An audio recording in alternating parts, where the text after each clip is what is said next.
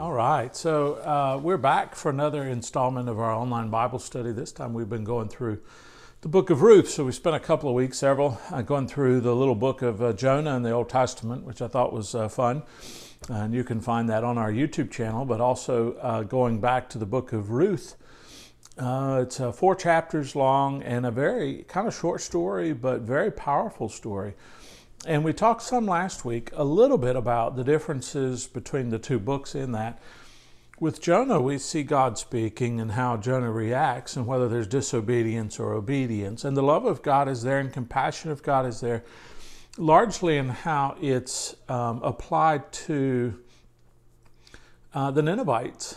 And of course, Jonah's kind of jealous, I guess, or upset that God would spare people who he considered his enemy.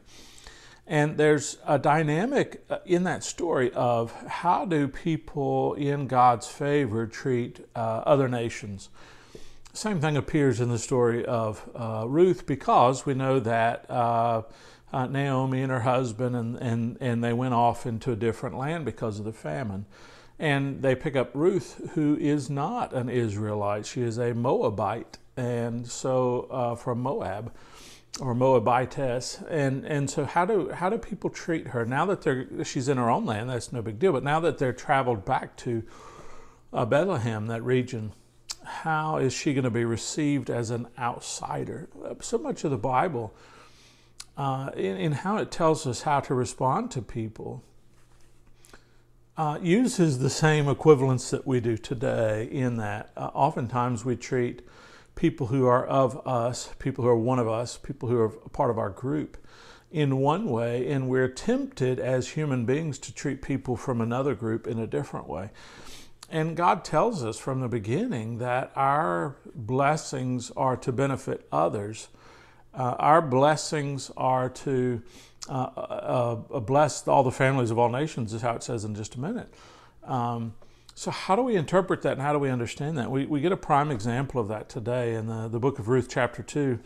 We'll be reading that together. But I want to kind of I'll read a couple of verses and we'll talk about it like we kind of usually do. But there's several important things here to notice.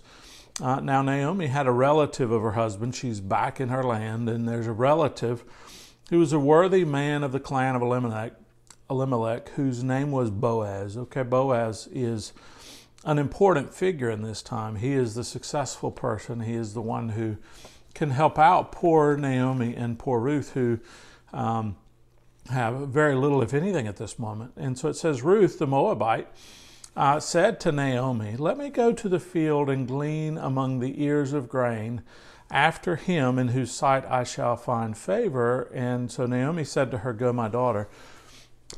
So what they do is they come back to this area, and there's a harvest. We remember the last verse of the last chapter talked about the harvest. And so this one, how are they, if you're to have anything, it's not, you don't just go to the store and buy, you raise, and so you do that.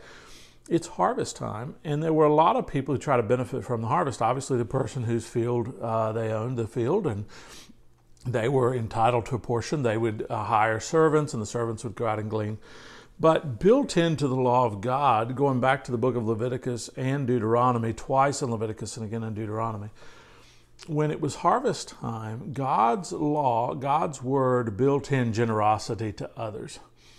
And so there was a special section on gleaning, and when you would go through and you would take out the harvest from the field, you were to leave enough on the stalk for other people to come back by, and maybe they had to work a little harder, maybe there was a little less of it. You would grab, if there were, 4 or 5 ears on the stalk, you would grab most of them, and then maybe one you'd leave to the people who were there. And of course, this is barley, other things being harvested, but the concept is you would leave some for others who didn't have as much to come in, and they were also able to grab. Or if you dropped something on the ground as you were bringing it in, the law would prohibit you from grabbing that and coming. You would leave it then for others. And so Ruth, as they would begin to understand this culture, and maybe Naomi kind of helped her, she said, "Let me go in and glean among the ears of grain after those who have been." And so this idea is that she's going to benefit from the harvest that Boaz puts in because of the generosity of God is not only should the person who's blessed benefit, but others should benefit. And here's the idea. If you go back to the book of Genesis, from the very beginning when God was promising to Abraham, chapter 12, the Lord says to Abraham, go from your country and your kindred and your house to a land that I'll show you. And it's the beginning of a promise and a covenant that he has with Abraham. So God tells Abraham the purpose of all this, and the purpose of the covenant with Abraham in verse 2 is, I will make you a great nation and I will bless you. And that's a great promise. Okay, it's the blessing of God here that we're talking about, not anything that Abraham did to accumulate or own or benefit or build. But it's the blessing of God. And God says, I'll bless you and make your name great so that, okay, here's the purpose. We have to read something into that. So that means so that this will be the outcome of that. And he says, so that you will be a blessing. And in verse 3, he carries that over. I'll bless those who bless you, him who dishonors you, I'll curse. In you, all the families of the earth shall be blessed. So there's something about God blessing the nation of Israel so that the nation of Israel can bless the entire world. It's not God blessing the nation of Israel so that they can hoard it. It's not that. It's so that the overflow of that blessing overflows into others. God blessed Boaz in this passage so that Boaz could then bless other people. When you understand the generosity of God, the stories of God clearly showcase that generosity. And it's important for us to grab it when we see it and say, okay, well, what's the lesson there for me? Well, probably, even though the story goes on, and this is a side passage, it is that we in our lives ought to showcase the blessing of God. And let's see what he calls it in just a minute. So verse 3, she set out and went and gleaned in the field after the reapers, so the people would come and reap the harvest, and she was left to glean what was left. And she happened to come to a part of the field belonging to Boaz, who was of the clan of Elimelech. So she said, let me go out, and if I find favor, that person will help us. So he's already talked about the word favor there in verse 2. And behold, Boaz came from Bethlehem, so they're outside of town, a little ways off for the field, out in the country. And he said to his reapers, the Lord be with you. And they answered, the Lord bless you. So it's a common greeting and among people, especially there at harvest time. Everybody wanted the Lord to bless everybody. It wasn't bless me and not you, because if one field was growing, odds are the other one, because the same rain would rain on the godly and the ungodly, or whoever your neighbors were, whichever one of those two were you and whichever one your neighbor was. And Boaz said to his young man who's in charge of the reapers, whose young woman is this? And the idea is that the woman was a part of a clan or a part of a family or somehow connected to somebody. And she was coming in and gleaning, as was her right, okay? And the servant in charge of the reapers answered, she is the young Moabite woman who came back with Naomi from the country of Moab. So the story has spread. Naomi went away full, came back empty. And that's part of the story, okay, of the desolation that we talked about last time, of the death and despair that begin this story. Now, the Bible is really good about setting up drama, okay, setting up the story. And if a story is going to be about redemption and love, how do you begin that story? Of course, it begins with the difficulty of life, the despair of life, the devastation, death, whatever it is that we go through. And that's a setup for what's coming next. But it says she's the young Moabite woman who came back with Naomi. So not only had Naomi's story spread, Ruth's story spread. What was Ruth's story? Naomi's story went away full and came back empty. Ruth's story could have stayed home with her family, but was loyal to Naomi, who had nothing. It's a story of friendship. It's a story of loyalty. It's a story of doing the right thing. And so when people see that kind of story and you have honored someone that they know, why wouldn't they want to honor you? And so it is a story of, in some ways, she's benefiting from her own loyalty. But it said, she said in verse 7, please let me glean and gather among the sheaves after the reapers. So she came and she had continued from early morning until now except for a short rest. So the servant is saying, she asked first, Ruth asked if she could come glean. Of course, that's her right, so we let her do that. After the reapers, and then she woke up early. She took a short break. She's been there all day. What is he saying? She's working hard. To her credit, she's a hard worker. She's loyal. All of these things are impressive things. And so Boaz, who's here, he's ready to be impressed. He's ready to hear the story. And it says Boaz then approached Ruth. So the first 7 verses lead up to this introduction, where Boaz goes to Ruth and says, now listen, my daughter. Okay, the idea here of daughter is not necessarily I'm your dad. That's not it at all, but it is kinship, okay? And it is a close connection. And it is that he was speaking to someone younger than him. Do not go to glean in another field or leave this one. What is he saying? Make yourself at home in my field. Glean my fields, but keep close to my young women. And so he's saying, he's offering a little bit of protection to her. Let your eyes be on the field that they are reaping and go after them. So don't stray into another field where there's other people. And he says, have I not charged the young men not to touch you? So he's saying they're not going to try to shoo you away. They're not going to aggravate you. They're not going to do anything like that. And then he goes further. This is a sign of favor. Okay, and favor is the word of the day for chapter 2, symbolizing God. You could also call it, the Hebrew word would be loving kindness. Loving kindness or favor.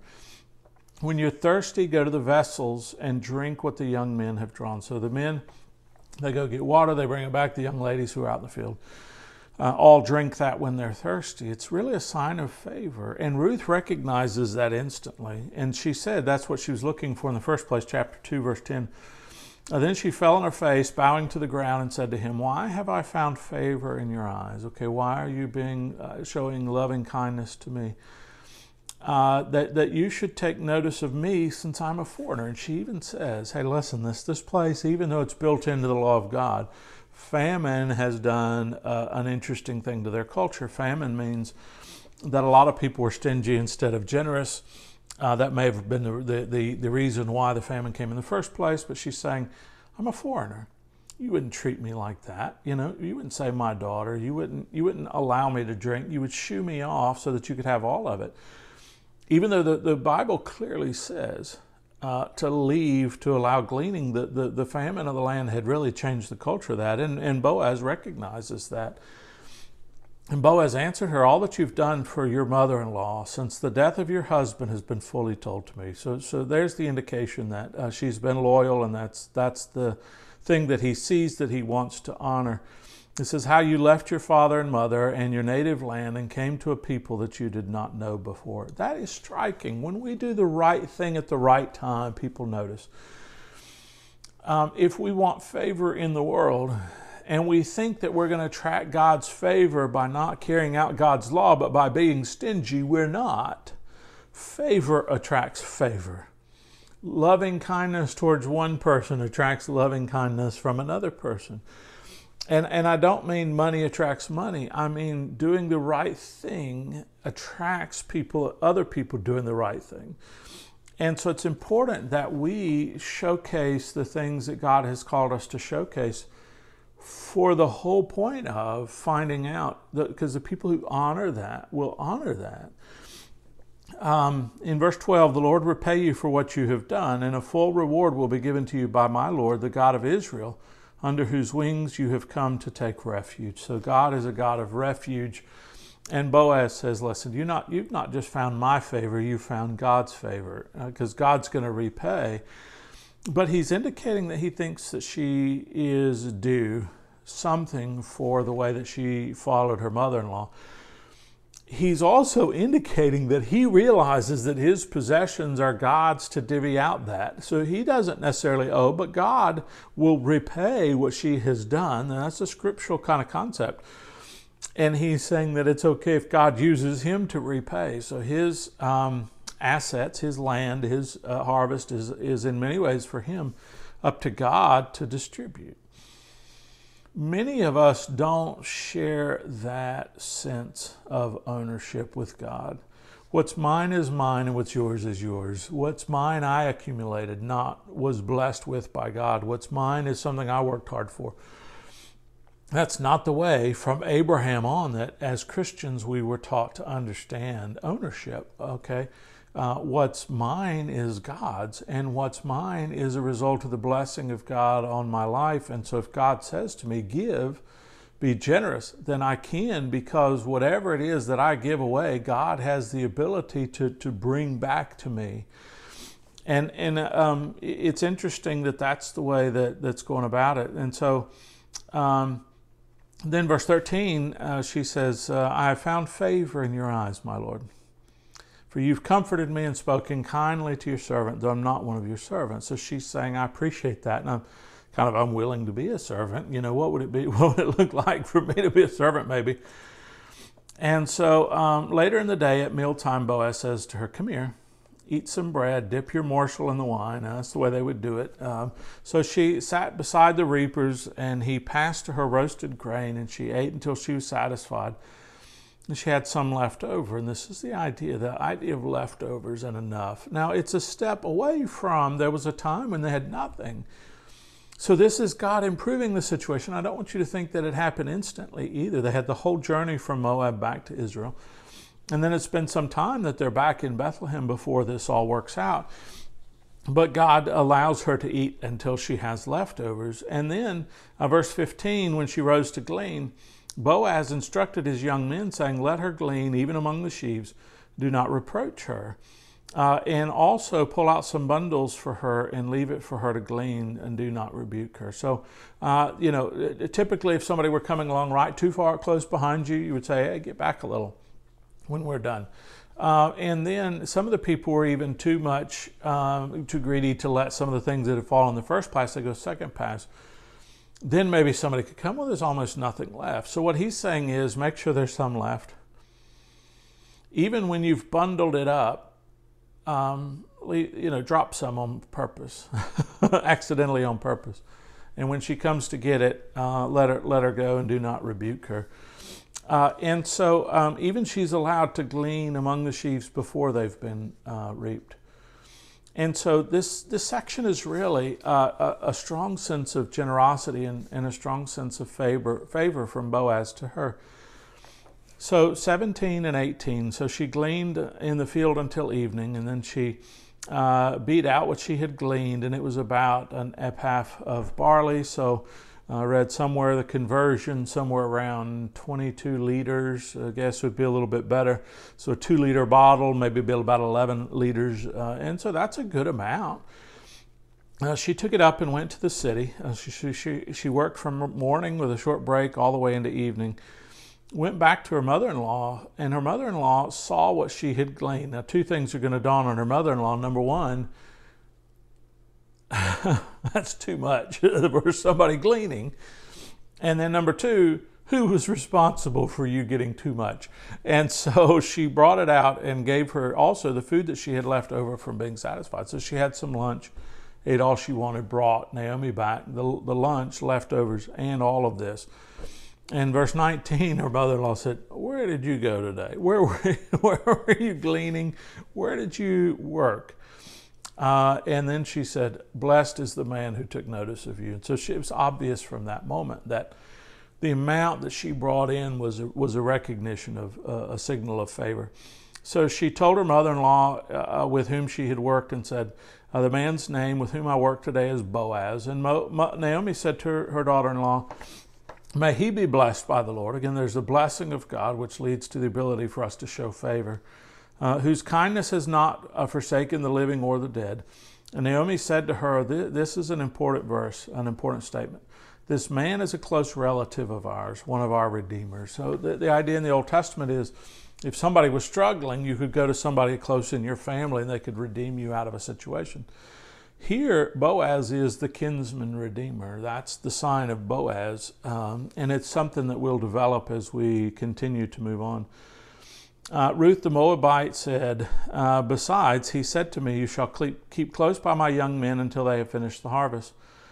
And Naomi said to Ruth, her daughter-in-law, it's good, my daughter, that you go out with his young women, lest in any other field you be assaulted. And so the idea is that you go into anybody else's field, you may end up being assaulted by people. You may end up coming to harm's way. You may end up being pushed away.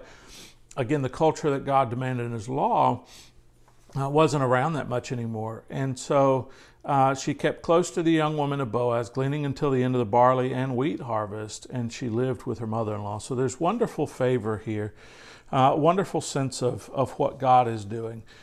And the question you might ask at the end of that is, okay, here you have Boaz being nice to a foreigner. It's not altogether common. I'm not saying it doesn't happen. I'm saying a lot of times it's not people's first instinct. We take care of our own first and then not so much maybe others. Here you have Boaz recognizing that somebody's an outsider. And again, he could be doing it for Naomi's sake. But there's a reason in his heart that he sees the world differently than others. Okay? So let's dig a little. Where would we dig? To see a place where there was favor on an outsider in the story of God. I want us to dig just a little bit, and I don't have the slide for you today. I'm just going to read a little bit out of Matthew chapter 1, verse 5, because we see Boaz mentioned in Matthew chapter 1.